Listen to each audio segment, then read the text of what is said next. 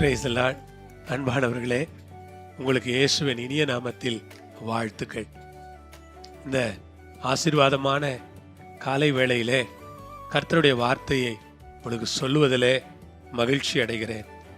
ஆதியாகமம் 22:8 அதற்கு ஆபிரகாம், என் மகனே, தேவன் தமக்கு தகன பலிக்கான ஆட்டுக்குட்டியை பார்த்து கொள்வார் என்றான். அப்புறம் இருவரும் கூடிப்போய். அன்பு சகோதர சகோதரிகளே, பாருங்க, வசனம் என்ன சொல்லுது? ஆபிரகாம் தன் மகனை பார்த்து பேசுகிறார். ஈசாக்கை பலியிட போகிற நேரம் இது. அவர்கள் இருவருமாக சேர்ந்து கர்த்தர் குறித்த அந்த மோரியா மலைக்கு போய் கொண்டிருக்கிறார்கள். மலையை நெருங்கி கொண்டிருக்கிறார்கள். ஈசாக்கு தன்னுடைய அப்பாவை பார்த்து அப்பாவித்தனமாக ஒரு கேள்வி கேட்கிறார். என்ன கேட்கிறாரு? தகப்பனே. உடனே அப்பா சொல்றார், மகனே, இதோ இருக்கிறேன். அப்பொழுது அவன் ஈசாக்கு கேட்கிறாரு, அப்பா, நெருப்பும் கட்டையும் இருக்கு, தகன பலிக்கு ஆட்டுக்குட்டி எங்கப்பா?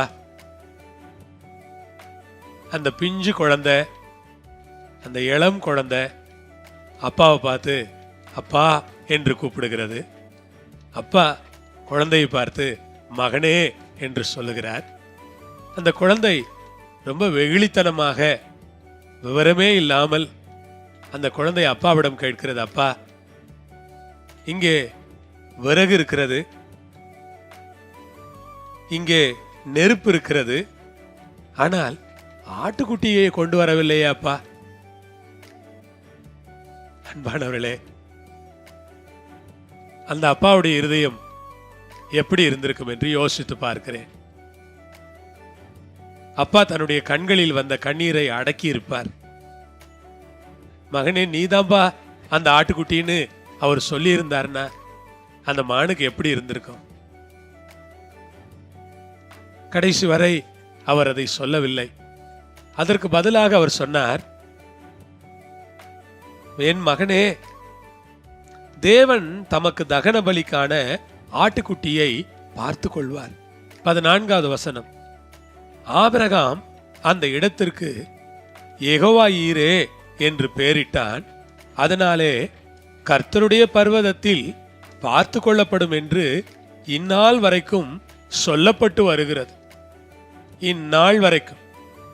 இன்று நான் உங்களை பார்த்து சொல்லுகிறேன், யெகோவா ஈரே.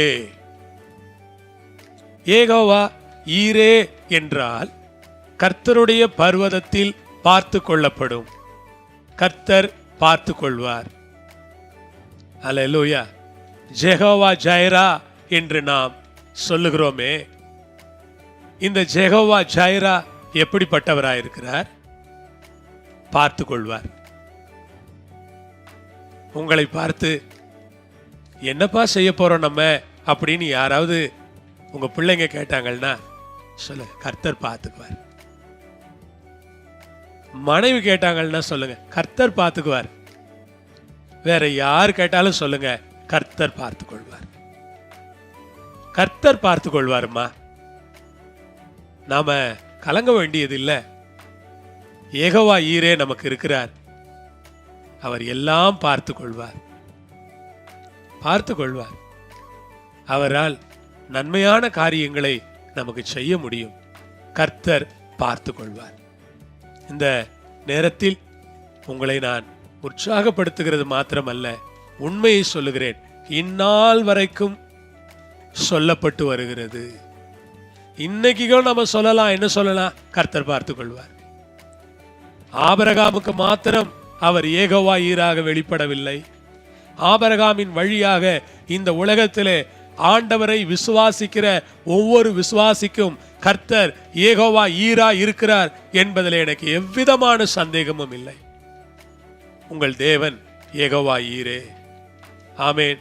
சொல்லுங்க, யெகோவா ஈரே, எனக்கு எல்லாம் நீரே, என் தேவை எல்லாம் சந்திப்பீர். யெகோவா ஈரே, எனக்கெல்லாம் நீரே, என் தேவை எல்லாம் சந்திப்பீ. ஒவ்வொரு நாளும் அதிசயமாக போஷித்தீரே, தலைகுனிந்த இடங்களிலெல்லாம் உயர்த்தினீரே.